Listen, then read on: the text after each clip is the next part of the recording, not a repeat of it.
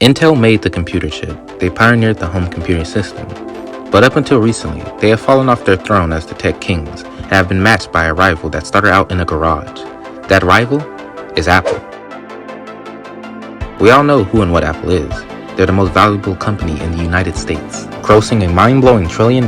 They made the smartphone, or the iPhone if you will, cementing them in the mainstream media as a tech giant showing no signs of budging.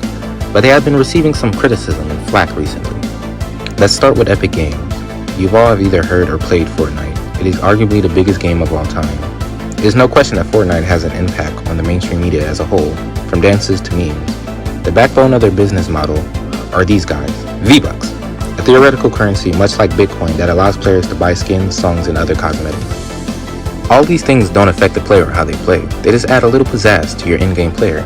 Now there's nothing wrong with this, of course. But what if you had to pay part of your company earnings just to stay in the App Store? Would you stay so your player base can have access to the game as much as possible? Or would you leave and start your own store? That is the decision Epic has been faced with recently. Google and Apple for being absolute monopolies. Epic Games, of course, is the maker of the hit game Fortnite. I spoke to Tim Sweeney earlier today. The market is Google and Apple. Those are your two choices for mobile platforms. Apple says if you don't like our platform, use Google, and Google says the converse. But the problem is these companies are using their control of the operating systems powering the devices to exercise a monopoly over all commerce that is conducted between consumers and businesses that happen to use their devices. Epic Games founder Tim Sweeney had previously challenged the 30% revenue cut that Apple takes on each purchase made on the App Store. And with their game Fortnite, they either wanted to either bypass Apple or have Apple take less of a cut. Epic implemented changes in Fortnite intentionally on August 13, 2020 to bypass the App Store payment system, prompting Apple to block the game from the App Store, leading to Epic filing a lawsuit. Apple filed a countersuit, asserting Epic purposely breached its terms of contract with Apple to get into action and defended itself from Epic's suit. The trial began on May 3, 2021, being removed from the App Store for not following Apple's strict guidelines.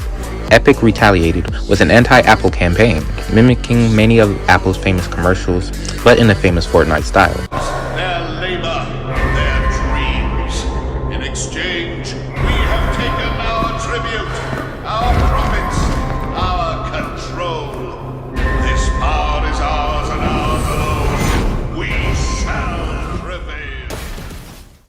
But this goes deeper than just Epic.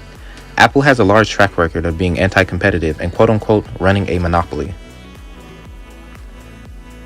Their most recent device, the AirTag, is a direct competitor for Tile, but one thing that sets these two devices apart is that while Tile uses Bluetooth to find your items, Apple uses AirTag AirPlay to find your devices. Apple's AirTag uses AirPlay to find your Apple devices. AirPlay is stronger than Bluetooth by a good margin, making it unfair to compare the two.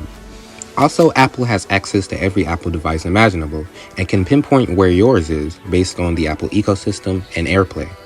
While this means little for Apple, it is a huge problem for the company Tile, because they simply can't use AirPlay because Apple simply won't let them. Once again, Apple has a competitive advantage and won't give it up just to compete. Only a few companies have gotten around this. Minecraft and Roblox, for instance, aren't games in the App Store, but are software and are labeled experiences, letting them have their own microtransactions without harm.